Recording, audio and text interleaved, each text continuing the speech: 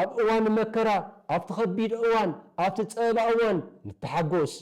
ጸሎትና መልሲ ኣብ ዝረኸበሉ እዋን ንተሓጎስ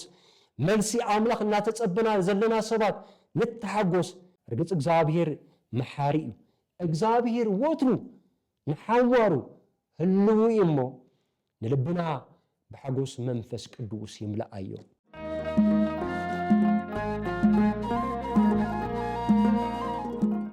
በስመ አብ ወወልድ ወመንፈስ ቅዱስ አሐዱ አምላክ አሜን። ናይ እግዚአብሔር ቤተሰብ ናይ እግዝእትነ ቅድስት ድንግል ማርያም ፈተውቱ ዝኾንኩም ምእመነ ክርስቲያን ሁርያን እግዚአብሔር ብሽም ጎይታናን መድኃኒናን ኢየሱስ ክርስቶስ ሙሉእ ሰላም ንዓኻትኩም ይኹን አሜን። ብጎይታ ኩሉ ሳዕ ተሓጎሱ ደጊመ ተሓጎሱ እብል ኣለኹ ፊልጵ ምዕራፍ 4 ቁጽሪ 4 ስለተህያውን ዘለዓለማውን ቃሉ እግዚአብሔር አምላኽና ዝኸበረን ዝተመስገነን ይኹን። ሎሚ ሐዋርያ ቅዱስ ጳውሎስ ብሓያል ትእዛዝ ይዛረበና ኣሎ። ብጎይታ ኩሉ ሳዕ ተሓጎሱ ደጊመ ተሓጎሱ እብል ኣለኹ። እዚ ማለቱ ኩል ጊዜ ኣብ ረህዋ ኣብ ቅሳነት ብህድኣት ዝተመልአ ዘመን ጽቡቕ ምስኮነ ተሓጎሱ ይብል ከም ዘሎ ክነሰብል ይግብአና። ጥዕናና ሙሉእ ምስኮነ ብሃፍቲ ብንብረት ብጸጋ ኣምላኽ ምስ ተኸበብና ነገራት ኩሉ ምስ ተሳኽዐልና ሕጉሳት ክንከውን ኣይተኣዘዝናን ከምኡ እውን ኣይበለናን። ከመይሲ ብጎይታ ኩሉ ሳዕ ተሓጎሱ። እዚ ሓጎስ እዚ ኣብ ኩነታት ዝተመስረተ ኣይኮነን ምስ እግዚአብሔር ዘለና ረኽቢ ዝውስኖ እዩ። ናይ ሓደ ሰብ ወይ ከዓ ናይ ሰባት ሓጎስ ይመጽእ ይኸይድ ይርአ ይጠፍእ ዝቀየር ነገር እዩ። ስለዚ ንሕና ክርስቶስ ዝህበና ሓጎስ ግን ነባሪ ሓጎስ እዩ። ዝኾነ ይኹን ኣካል ብዝኾነ መንገዲ ካብ ህይወትና ክወስዶ ዘይኽእል ሓጎስ ወይ ከዓ ፍስሓ ውሽጣዊ ሓጎስ እዩ። ክርስቲያናዊ ሓጎስ ኣድራሽኡ ኣበይ እዩ ኢልና ኣብ ጎይታ እዩ ዝርከብ። ሐዋርያ ቅዱስ ጳውሎስን ብጎይታ ኩሉ ሳዕ ተሓጎሱ ደጊመ ተሓጎሱ እብለኩም ኣለኹ። መብዛሕትና ሰባት ግን ሓጎስ ንረኽበሉ ዝተፈላለየ መንገዲ ሃለው ክንብል ኢና ንርአ። ንኣብነት እኹል ዝኾነ ንብረት ተሃሊካ ዝተፈላለየ ትካላት ተመስሪትካ ወይ ከዓ ዝተፈላለየ ደረጃታት ተበፂሕኻ ንሕና ይሕጉሰና ኣይንብሎ ናብ መዘናግዒ ቦታታት ተኸይድና ሰብኣዊ ዝኾነ ደስታ ኣብ ምድላይ ኢና ንርከብ። ብሰባት ሕጉሳት ክንከውን ገጣሚ ጭራዋጣ ኢና ንእልሽ ዘይኮንናዮ ነገር እናወደሰ ገንዘብና በቲና ጅባና ባዶ ካብ ምግባር ምክንያቱ ሓጎስ ብገንዘብ ኣይግዛእን እዩ። ምንጭ ሓጎስ ክርስቶስ ኢየሱስ ባዕሉ ስለ ዝኾነ ከዓ ብጎይታ ኩሉ ሳዕ ተሓጎሱ ደጊመ ተሓጎሱ እብል ኣለኹ ዝበለሎ ምክንያት ከዓ በዚ እዩ። ሓደ ሰብ ሎሚ ሃብታም ክኸውን ይኽእል፣ ጽባሕ እውን ድኻ ክኸውን ይኽእል እዩ። ሎሚ ለዎ ጽባሕ ዘይብሉ ክኸውን ይኽእል እዩ። ሎሚ ዝኽበር ሰብ ጽባሕ ዝርስዕ ክኸውን ይኽእል እዩ። ኣብ ዓለምና ንሪኦ ዘለና ሓቂ እዚ ትማሊ ሃብታማት ዝነበሩ ዝህቡ ዝነበሩ ተመጽወቱ ኮይኖም ዝርህርሁ ዝነበሩ ተጨኪንሎም ሰባት ብመዓልታት ዘይኮነ ብሰሙናት ዘይኮነ ብኣዋርሕ ወይ ከዓ ብዓመታት ዘይኮነስ ብማይክሮ ሰከንድ ከም ሃፋ ተኒኑ ሃፍቶም ዝጠፍኡ ሰባት ብዙሓት እዮም። ህይወቶም ስኢኖም ፈትዮም ዘይኮኑስ ደቅቃኤል ጨኪኖምሎም ሓወም ዝቐትሉ ኣብ ልዕሊ ሓወም ዝፈርዱ ኣብ ልዕሊ ሓወም ብጭካነ ዝቐትሉ ጨካናት ስለዝመጽዎም ጥራሕ እዚ ብህይወትና ዝረአናይ ሓቂ እሞ ትማሊ ስልከይ ዘይልዓልካየ ዝብሉ ዝነበሩ ሰባት ንቢዝነሶም ክሰርሑ ዝደልዮም ዝነበሩ ሰባት ሕጂ ግን ከም ዝሞተ ሰብ ካብ ልቦም ተረሲዖም ንሓደ ግዜ እኮ ክድውልሎም ፈቃደኛ ኣይኮነን ምክንያቱ ተሓገስቲ ስለ ዝኾኑ ኣብ መከራኻ ግዜ ለካ እግዚአብሔር ይዝረድአካ በይንኻ ክትተርፍ ከለኻ ለካ ክረድአካ ዝኽእል ክርስቶስ ምዃኑ ሰረዳእና ለሓቂ እዚ ትማሊ ዘፍቅረና ጎይታ ለሙን ኣዝዩ የፍቅረና እዩ ምክንያቱ ክርስቶስ ብፍቅሩ ዘይልወጥ ኣምላኽ ነዚ እውን ሐዋርያ ቅዱስ ጳውሎስ ብጎይታ ኩሉ ሰዓት ተሓጎሱ ደጊመ ተሓጎሱ እብል ኣለኹ ዝበለ ምክንያቱ ወዲ ሰብ ኩሉ ሰዓት ብሓዳሩ ሕጉስ ክኸውን ኣይክእልን ኩሉ ሰዓት ብናብርኡ ሕጉስ ክኸውን ኣይክእልን እወ ኩሉ ሰዓት ብውላዱ ሕጉስ ክኸውን ኣይክእልን ብወዳ ብጓላ ሕጉስ ክትከውን ኣይትኽእልን እያ ኩሉ ሰዓት ሕጉስ ክኸውን ዝኽእል ብመን ብጎይታ ኩሉ ሰዓት ተሓጎሱ ኢና ተባሂልና ሓጎስና ኣብ ክርስቶስ ክምስረት ከሎ ህቦቦላታት ከናውፅና ይኽእሉ ኾኑ ክርስቶስ ምሳና ስለ ዘሎ ግን ክንጠፍእ ኣይንኽእልን ማዕበላት ከናውፅና ይኽእሉ እዮም ግን ጥሒና ይንተርፍን ምክንያቱ ንሕና ደቂ ኣምላኽ ስለ ዝኾንና ንሕና ውሉድ ብርሃን ስለ ዝኾንና ኩሉ ሰዓት ወብጎይታ ኩሉ ሰዓት ተሓጎሱ ይብለና ኣሎ ቃል ጎይታናን መድሓኒናን ኢየሱስ ክርስቶስ ንልብና ከበርትዖ ከጽንዓንዖ ግቡእ ክንዝክር ከኣለና ኣነ ክሳዕ መወዳእታ ዓለም ኩሉ መዓልቲ ምሳኻትኩም ክርስቶስ ምሳና እንተኾይኑ ንኽንሕጎስ ምኽንያት ኣለና ምክንያቱ ኩሉ ሻዕ ዘይፍለየና ኣምላኽ ስለ ዘሎ ስለዚ ምንጭ ሓጎስና ክርስቶስ እዩ ኩሉ ሰዓት ንሕጎሰሉ ሚስጥር ኩሉ ሰዓት ሕጉስ ህይወት እንመርሐሉ ሚስጥር ክርስቶስ ኣምላኽና ስለ ዝኾነ ቅዱስ ጳውሎስ ኣብ መከራ ከይተረፈ እዩ ተሓጎሱ ዝበለና ምክንያቱ ነዚ ቃል እዚ ክዛረብ ከሎ ነዚ ቃል እዚ ክፅሕፍ ከሎ ንሱ ኣብ መከራ ከሎ ዝፅሓፎ እዩ እቲ ብጣዕሚ ዝገርም ነገር ማለት እዩ ሐዋርያ ቅዱስ ጳውሎስ ማእሰርቲ ይፈልጦ እዩ ሐዋርያ ቅዱስ ጳውሎስ ምርካብ ይፈልጥ ምስኣን ይፈልጥ ስደት ይፈልጥ ሽግር ይፈልጥ ጥሜቱን ይፈልጥ ግን ኣነ ዝመኽረኩም ነገር ብጎይታ ኩሉ ሰዓት ተሓጎሱ ነዚ ንሕና እንሕጎሰሉ ብክርስቶስ ኢየሱስ ስለንተኣማመን እዩ ሐዋርያ ቅዱስ ጳውሎስ ኣብ ፀገም እናሃለ ምእመናን ግን ብክርስቶስ ክሕጎሱ ይእዝዞም ነይሩ ንምንታይ ሲ ምክንያቱ ህላዊ ኣምላኽ ካብቲ ሕጂ ኣጋጢሙና ዘሎ ፀገም ዝበልፅ ስለ ዝኾነ ነዚ እውን ሐዋርያ ቅዱስ ጳውሎስ ኩሉ ሰዓት ብጎይታ ተሓጎሱ ዝበለና ኣብ ታሪክ ቤተ ክርስቲያንና ብዙሓት ቅዱሳት ክንርኢ ከለና ሂወቶም ብብዙሕ መከራ ዝተኸበበን ብስቃይን ዝሓለፍ እዮም እንተኾነ ግና ኣብ ኣምላኽ ይተኣማመኑ ስለ ዝነበሩ ብሓጎስ ፀኒዖም ንክርስቶስ ከይከሓዱ ኣኽቢሮሞ እዮም ነዚ እውን ንዓና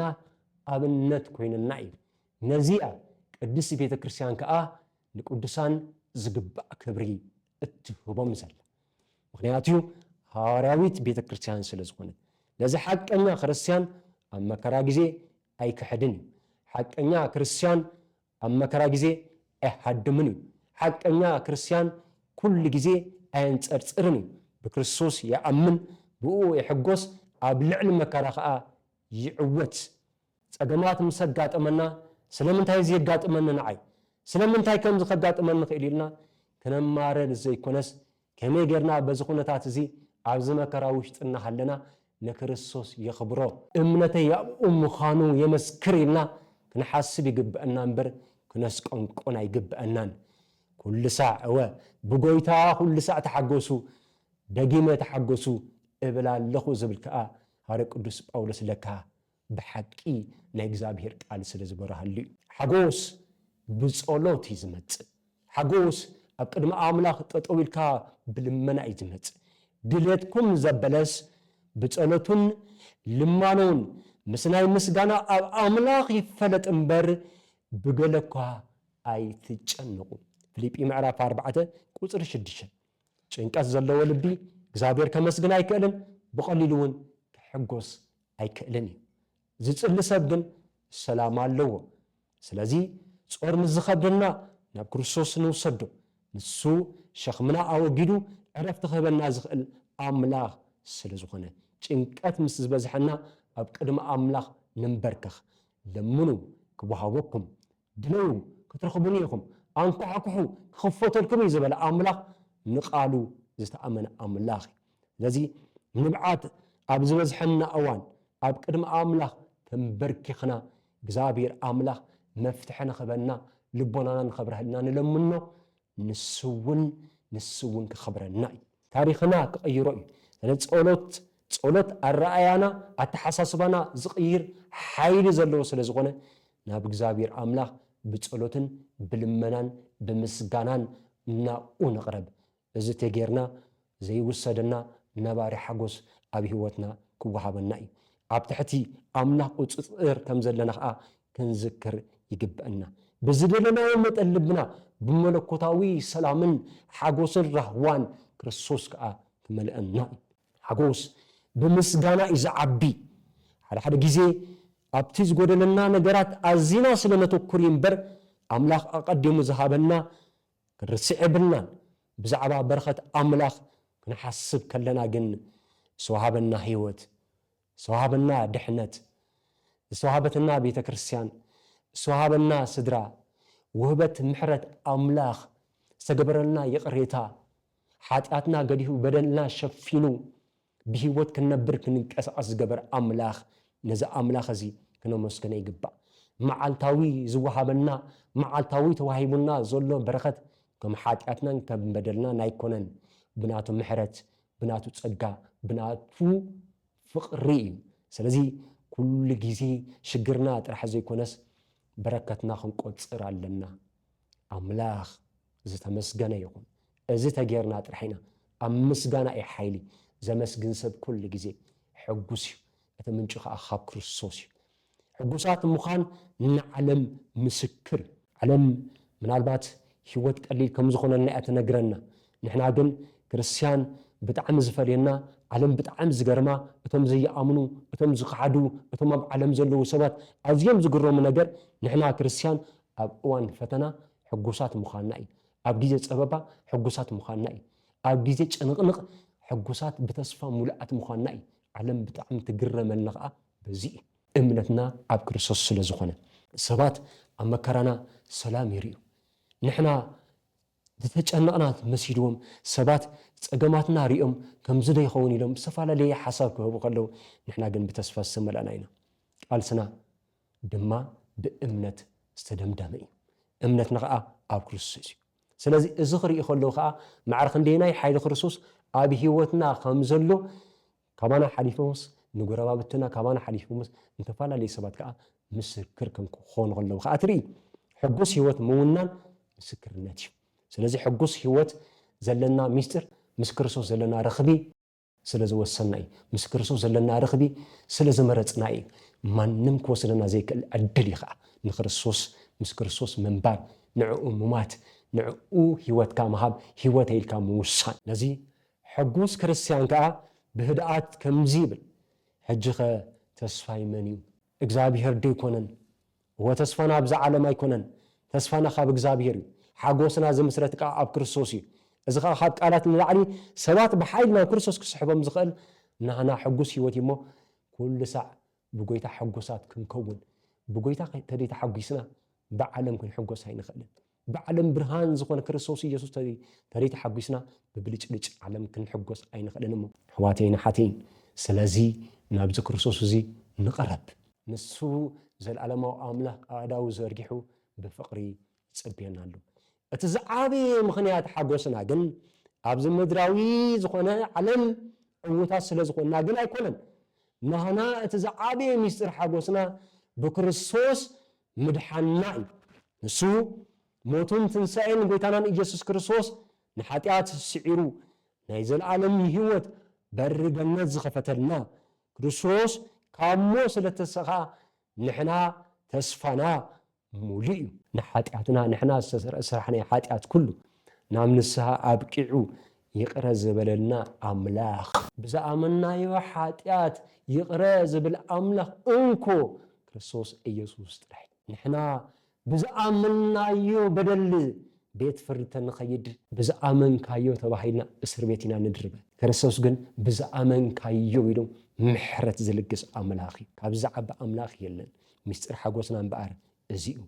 نزل عالم او البونانا نجيسو زنبر بؤو خا نتأمامن علنا زخون يكون مدراو حافتي مستي وهبت أملاخ مستي تقبرنا دحنت الزوادة در يكونن كونتات كغير يخون كونتات كغير كلون كي ترفه النحقوس المخنيات كتسألنا زلو حقوس اب كريستوس إيسوس أدراش مخانو سلستردنا لذي نابزنا كريستوس حقوس كل شع حقوسات كنكون ده حد أدلينا بمجمرتا نفس وقف معالتي بمسجانا بتصولوت كنجمر علينا معالتاوي سفليه كفال متحف قدوسنا ببنا سب بنجرات راح ينبرني مو نيجزابير قال بمنبارن نخن كيد እግዚአብሔር አምላክ ያደማናል እንጽብጽሮት ንግደፍ በመስጋና ነተካአዩ ተስፋ ዝቆረጸ ልብና ነታባባአዩ አጆኻ ልበይ ቀጥበል በእግዚአብሔር እመን ክንብሎ ሰገበይ ስለዚህ ልቦናና ምጽንዕና ይድልያሎ ስለዚህ ክርስቶስን ይልምነናል ወደይ ልብኻ ሃበኒ ልብና ክነቦ ክርስቶስ ይደልሎ ልቢና ይኩሉና ህይወት ምንጭ ስለዝኾነ ስለዚህ ልቦናና ነታባባአዩ ተስፋ አይንቁረጽ ክርስቶስ ኣብ ኩሉ ኩነታት ከም ዘሎ ንዘክር ጸገማት ምዝፍጠርኳ በጎይታ ሁሉ ሰዓት ተሐጎሱ ደጊመ ተሐጎሱ እብላለኹ አሞዳታ ፍትዋት ሕዋትና ሓትን ምእመናን ናይ ክርስቶስ ሓጎስ ዕምቆት ዘይብሉ ይኮነን አምላኽ ከም ዘፍቅረናን አምላኽ ዝምሕረናን አምላኽ ዘድሕነናን عميق منفساوي متأممان